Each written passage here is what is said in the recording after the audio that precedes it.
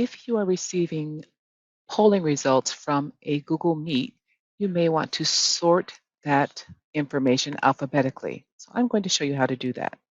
Here I am in Google Sheets, and I see that there are 2 poll questions. I'm going to go ahead and select poll number 1. And right away, I'm going to go ahead and freeze this row, the question name answer timestamp. I'm going to select the first row by tapping on the 1. I'm going to go up to View, Freeze, and I'm going to freeze the 1 row so that this information can be sorted and that will stay at the top. Okay, next, I'm going to go ahead and insert 2 columns so that I can separate students' first and last names. I'm adding 2 additional columns because I see some of the students have 2 last names.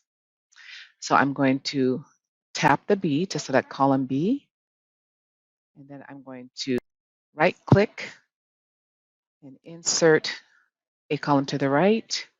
I'm going to do the same thing again, right-click and insert one to the right. So I've added 2 columns. Now I'm going to tap the B to select the column with students' names, and I want to separate it. So to do that, I'm going to tap Data and go down to Split Text to Columns. When I select Split Text to Columns, you'll have a pop-up. I am going to tap the arrows and select Space since students' names are separated by a space. Once I select Space, you'll notice that the names have been separated accordingly. So now I see that this student answered this way for the poll, etc. Now we need to sort. And I'm assuming you want to sort by last name. So I'm going to select that column. And then going to go to the Data tab again. And I'm going to sort the entire sheet from that column that has the last names, column C. And I'm going to sort them alphabetically from A to Z.